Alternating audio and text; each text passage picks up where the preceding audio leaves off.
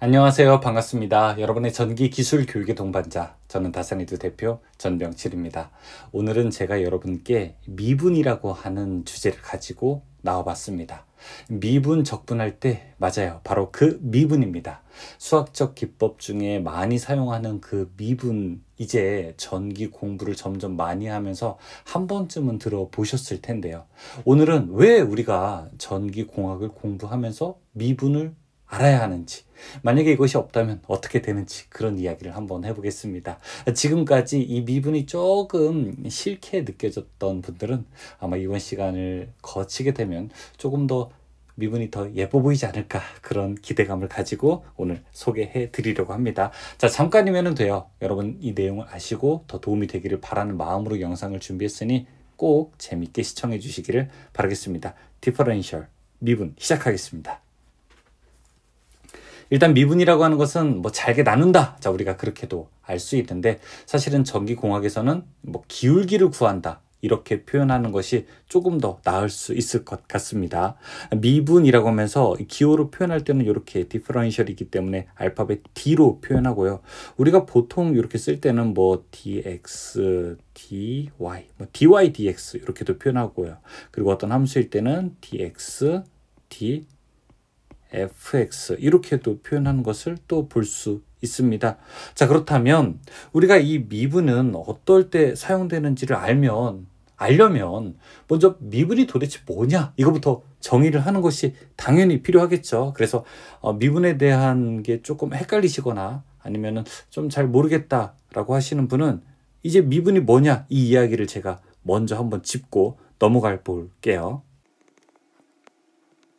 여기 Y축 그리고 X축을 가진 그래프가 있습니다.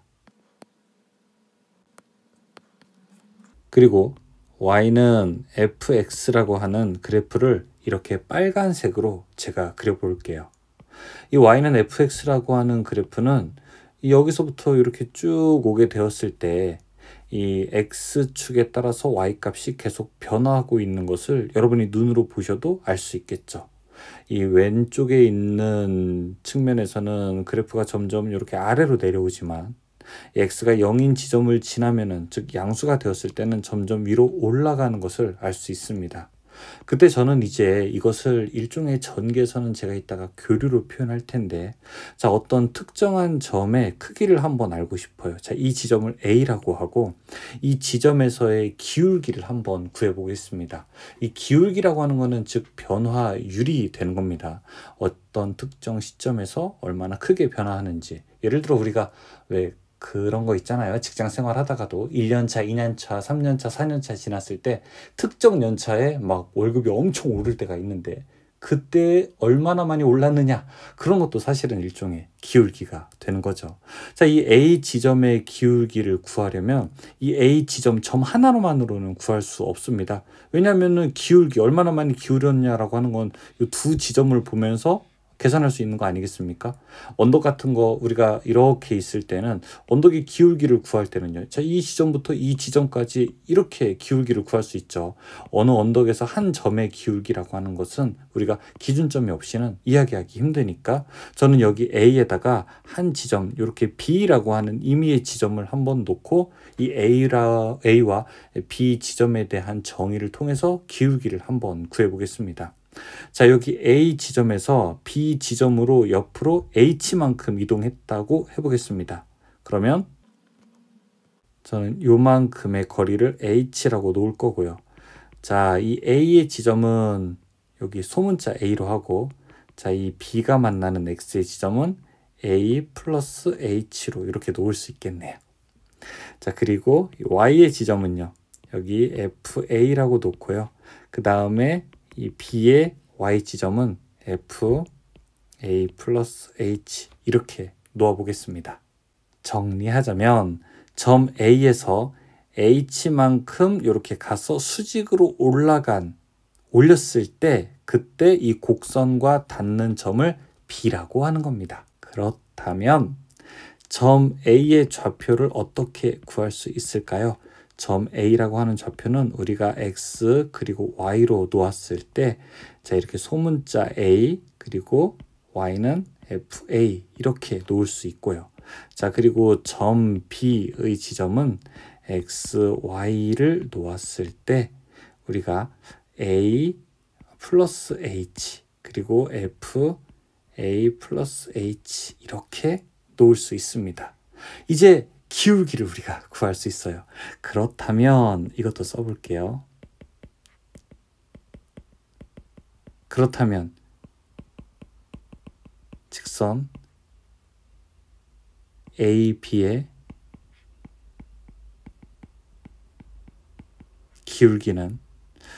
기울기라는 게 가로분의 세로 이렇게 하면은 구할 수 있잖아요. 그래서 가로분의 세로이므로 가로는 얼만큼인가요? 가로가 h가 되죠. 세로는요. b의 높이에서 a의 높이를 빼면 자, 이 세로의 길이가 되는 거죠. 이렇게 하면 어떻게 되나요? 이제 식으로 한번 써볼까요? h분의 일단 b의 높이는 f a 플러스 h 마이너스 f a 이렇게 a 높이까지 정리할 수 있을 겁니다. 이제 h를 점점점 줄여야 됩니다. 왜요? 여기 a, b를 구하는 게 아니라 실제는 이 a 지점에서의 기울기를 알고 싶기 때문에 그렇죠. 그러면 여기서 h를 점점점 작게 해서 결국에는 h를 0까지 접근시킬 겁니다. 그래서 여기에서 h를 점점 작게 해서 0에 접근시키면 점 A에서의 기울기를 구할 수 있지 않을까요? 점 A에서의 기울기 이렇게 구할 수 있죠. 리미트 h가 얼마? 0으로 갈 때 h 분의 f a 플러스 h 마이너스 f a 이렇게 구할 수 있죠. 바로 이것이 미분입니다. 이 식으로 이렇게 생긴 거 많이 보셨죠? 이제 기억나세요? 이제 고등학교 때 혹은 중학교 때 배웠던 거. 이게 바로 미분이죠. 이 미분이 이제 점 A에서의 기울기를 구할 수 있는 겁니다. 이거 조금 다른 식으로 표현해 볼까요? 세로축을 Y, 가로축을 X라고 했을 때 이런 그래프가 있다면 이 지점을 A, 임의의 이 지점을 아까 B라고 한 거죠. 자, 그때 이 가로의 길이 그리고 세로의 길이가 있다면 가로의 길이를 우리가 x의 변화량 그래서 델타 x라고 하고 근데 아주 여기서 미소한 거죠. 엄청 작은 거죠. 그리고 자, 이 y도 델타 y라고 놓게 되면 결국에는 a, b의 기울기는 델타 x분의 델타 y가 될 테고 자, 이걸 다른 표현으로 하게 되면 dx, dy 이렇게 되죠. 여기에서 dx, d 이것을 우리가 미분 연산자다 이렇게 이야기를 합니다. 여러분은 dx분의 d 자, 이것이 미분 연산자다. y를 x로 미분해라. 그 뜻이라고 하는 것을 이제 알고 계셔야 합니다. y를 x로 미분해라. 자, 이제 전기로 좀 한번 와볼게요. 왜 전기로 와야 하냐면 바로 이 사인파 때문에 그래요. 사인파 제가 한번 그려볼게요. 자, 이렇게 있는 파형 있잖아요. 이게 뭐 전압일 수도 있고 전류일 수도 있고 이런 파형들이 만들어지는데 이런 파형은 방향과 크기가 시시각각으로 변하는 거예요. 자, 크기 빼고 방향만 놓게 되면은 여기 원점으로 시작해서 처음엔 이렇게 증가하죠. 급격하게 증가하다가 점점점 완만하게 이렇게 증가합니다. 올라가는 형국이기 때문에 여기는 이제 업 구간이라고 해볼게요. 자, 최상점에 올라갔을 때는 이제 기울기가 0이 되고 여기서는 수평이 됩니다. 방향이요. 자, 다음에 이제 아래로 이렇게 내려오게 되죠. 그쵸? 아래로 내려오니까 우리는 이것을 다운이라고도 놓을 수 있겠네요. 계속 급격하게 내려가다가 그 내려가는 기울기가 점점 완만해지고 역시 최하점에 도달하면은 여기도 수평이 됩니다. 이것이 일종의 최저점이 되는 거죠. 최소값이 되고. 자, 그리고 수평을 지나자마자 다시 이 증가는 급속하게 되어서 자, 이 부분은 다시 이렇게 증가하는 구간, 업이 되는 겁니다.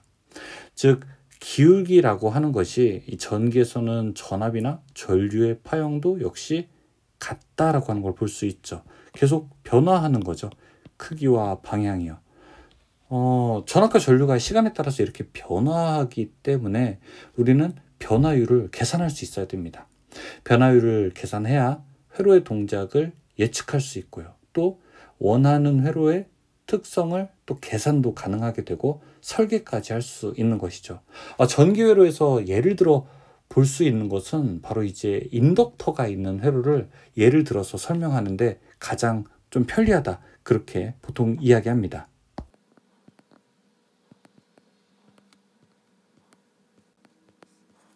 제가 인덕터가 있는 회로를 그렸는데요. 자, 여기 전압을 V라고 해보겠습니다. 교류이기 때문에 이렇게 점을 찍어서 벡터라고 하는 표시를 할 수도 있겠죠. 자, 그리고 여기 흘러가는 전류는 I가 되겠고요. I 암페어 이렇게 표현하지 조금 더 정확하겠네요. 그리고 여기 인덕터 L이 있습니다. 인덕터에서 얼마나 이 유도 능력이 더 있느냐라고 하는 것을 우리가 인덕턴스라고 하는 거죠. 여기 인덕터가 하나 있는 이 회로를 지금부터 해석을 해볼게요. 먼저 회로를 해석하기 전에 여러분이 알고 있어야 되는 선행 지식이 있는데 아마 이 정도는 알고 계실 거라고 생각합니다. 제가 이렇게 VT라고 표현을 한번 해봤습니다. VT라고 하는 것은 여기 V에다가 T를 이렇게 넣은 거예요. VT는 공급한 전압이고요. 이 공급한 전압일 때 L 양단에 걸리는 전압이 어떻게 바뀌는지 우리가 한번 이것을 해석해 보려고 합니다. 자, VT 공급한 전압이 결국에는 L 양단에 걸리는 전압과 같을 텐데요. 왜 같죠? 이거는 바로 키르요프의 제2법칙 때문에 그렇죠. 그러면 이 L 양단에 걸리는 전압은 어떻게 계산할 수 있습니까? 오메 법칙에 따라서 L과 그 다음에 전류를 곱하면 되는 겁니다. 근데 이 전류값은 일정한 게 아니라 시간에 따라서 계속 변화하게 되죠. 그래서 L은 그대로 적을 수 있지만 전류는 시간에 따라 변화하기 때문에 이 전류의 변화율을 여기 L에다가 곱해줘야 됩니다. 그래서 T분의 IT 이렇게 전류를 곱하게 될 거고요. 여기서 이제 VT라고 하는 것은 무엇일까요? 자, 이것은 시간에 따른 전압입니다. 전압도 역시 계속 변하기 때문에 그렇죠. 자, 여기서 L이라고 하는 것은 무엇일까요? L이라고 하는 것은 자, 인덕턴스입니다. L이라고 하는 인덕터의 인덕턴스가 바로 L로 표현이 됐습니다. 여기 식에서 IT라고 하는 것은요, 바로 시간에 따른 전류를 나타내죠. 자, 그리고 DT분의 DIT 이렇게 표시하게 된다면은 이것은 시간에 따른 전류의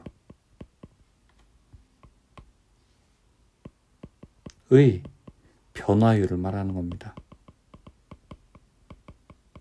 여기까지 동의하십니까? 이 4개를 일단 아셨으면은 여러분 이제 다 끝났습니다. 마지막에 이제 어떻게 미분이 사용되는지를 조금 더 구체적으로 보여드릴게요. 여기에서 전류 I 벡터로 표시된 것은 실제로 순식값으로 표현하면은 I sin 오메가 t 이렇게 놓을 수 있죠. 자, 그리고 이 L 양단에 걸리는 전압을 제가 VL이라고 해보겠습니다. 그러면은 VL이라는 것은 마이너스 L DT분의 DIT 이렇게 표현할 수 있습니다. 자, 여기는 조금 더 이렇게 길게 표현하면은 L 값은 그대로 우리가 렌즈 법칙에 의해서 마이너스는 넣습니다. 근데 사실은 없어도 이 식을 전개하는 데는 전혀 지장은 없습니다. DT분의 d 그리고 im sin 오메가 t 이렇게 놓을 수 있겠죠. 순식값으로 표현하면요. 자, 이 식은 이렇게 쭉 오면은 sin 오메가 t를 미분하면은 어떻게 되죠? 자, 이것은 im sin 오메가 t를 미분하라고 하는 거니까요. 그럼 sin 오메가 t는 우리가 sin은 코사인 되고요. 오메가는 이렇게 상수이기 때문에 앞으로 나오게 됩니다. 그래서 마이너스 오메가 l. 자, 이것은 뭐 크게 모르셔도 상관없습니다. im 코사인 오메가 t 이렇게 놓을 수 있죠. 그러면은 코사인 오메가 t는 이제 보기 어려우니까 이걸 사인으로 한번 바꿔볼게요. 사인으로 바꿔보면은 코사인과 사인은 몇 도 차이 날까요? 바로 90도 차이가 나죠. 그래서 자, 이 식은 이렇게 놓으면은 마이너스 오메가 l 그 다음에 im 사인 오메가 t 플러스 90도. 자, 이렇게 정리할 수 있습니다. 이 얘기는 뭘까요? im sin 오메가 t 플러스 90도. 즉 VL이라고 하는 전압은 전류에다가 90도를 더 더해야 같아지게 된다는 겁니다. 즉 전압이 전류보다 90도 더 빠르다라고 하는 것을 여기서 보여주고 있는 거예요. 이 결론에 따르면 이렇죠. 전압이 90도 빠르다. 혹은 이것과 똑같은 말로 어떤 말로 쓰이나요? 전류가 90도 도라는 말 안 써도 되죠. 늦다, 뭐 느리다 이렇게도 표현이 가능한 겁니다. 그래서 지상이라는 표현 혹시 들어본 적 있으시죠? 인덕터만의 회로에서는 전류가 전압보다 90도 더 늦게 되는데, 자, 그 이유는 바로 이렇게 전류의 변화율을 한번 분석해 보면은 나오게 되는 겁니다. 여기서 이제 이야기를 조금 더 끌고 갑니다. 어떻게 갈까요? 이제 공급된 전압 VT라고 하는 것은 이제 마이너스 이제 부호는 빼고요. 오메가 L im sin 오메가 t 플러스 90도와 같아지고요. 여기에서 플러스 90도. 자, 저는 이것을 플러스 J라고 표현해 보겠습니다. 여러분 이제 허수부라고 하는 것을 혹시 공부하신 분은 딱 여기서 눈치채셨을 거예요. 이 J라고 하는 걸 앞으로 쭉 가져오게 되면은 저 플러스 J 오메가 L 그리고 im sin 오메가 t 이렇게 식으로 놓을 수 있죠. im sin 오메가 t는 뭐죠? 이거는 맞아요. 이렇게 그냥 it와 같죠. 전류값이 바로 되는 겁니다. 그러면 v는 결국에는 j 오메가 l하고 이제 i와 같아지게 돼요. 여기서 v는 j 오메가 l i라고 하면은 이 j 오메가 l은 뭐가 될까요? 여러분 우리가 오메 법칙에서 v는 ir이라고 하는 거 기억나세요? 이게 교류에 오게 되면은 v는 i 곱하기 임피던스가 되잖아요.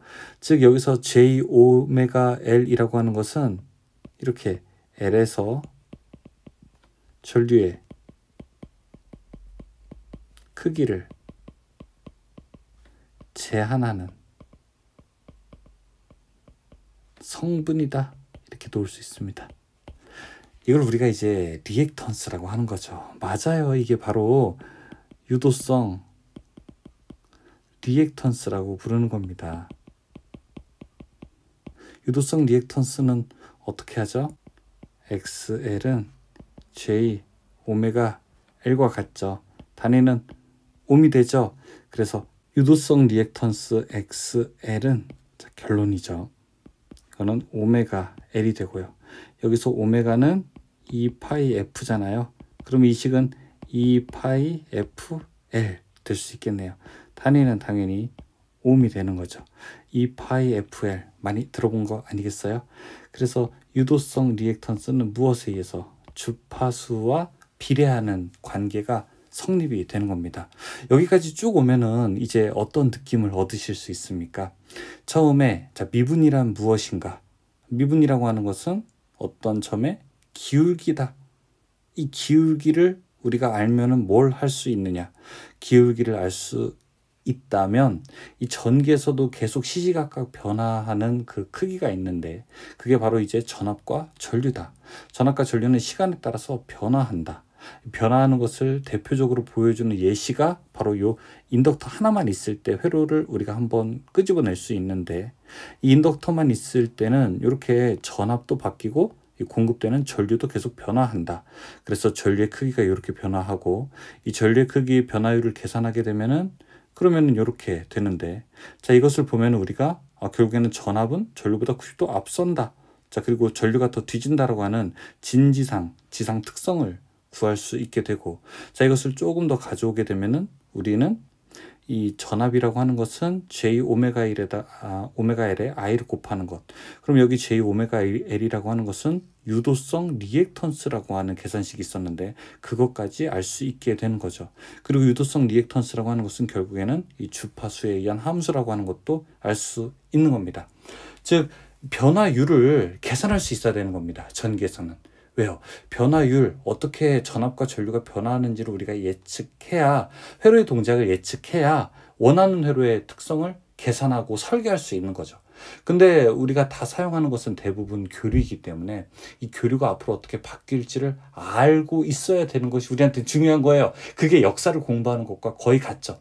역사는 과거의 사실이지만 이 과거의 사실로 미래를 예측하는 데 도움이 되니 우리는 역사 공부를 하는 것처럼 이 전기공학에서도 이 변화율이라고 하는 그 변화 특성을 알고 있어야 앞으로 회로를 예측하고 또 설계하는데 도움을 얻을 수 있기 때문에 그렇습니다. 물론 제가 지금 보여드린 이 예시는 전기공학에서 무수히 미분을 사용하는 것 중에 아주 작은 하나에 불과하지만 앞으로 여러분께서 많이 보실 거고 또 전기 공부를 어느 정도 하신 분들은 많이 보셨던 이 간단한 인덕터만의 회로에서의 미분 기법을 통해서 이 미분이라고 하는 것이 더 이상 전기공학에서 나를 괴롭히는 악마가 아니라 사실은 나를 도와주는 이 천사의 역할이었구나라고 하는 것을 조금 더 아셨으면 좋겠다는 생각으로 이 내용을 가지고 왔습니다. 앞으로 이제 뭐 DT분의 D 이런 말 나오게 되면은 변화하니까 그 변화의 특성을 해석하려고 하는구나 라고 생각하시면은 조금 더 이 미분이라고 하는 것이 더 이상 먼 존재가 아니라 나와 가까운 벗이라는 생각이 드실 거라고 저는 그렇게 생각을 합니다. 자, 간단하게 여러분께 이 미분의 존재에 대해서 설명드렸는데요. 앞으로 여러분께서 하시는 전기 공부가 더 재밌고 즐거워지기를 진심으로 바라겠습니다. 고맙습니다.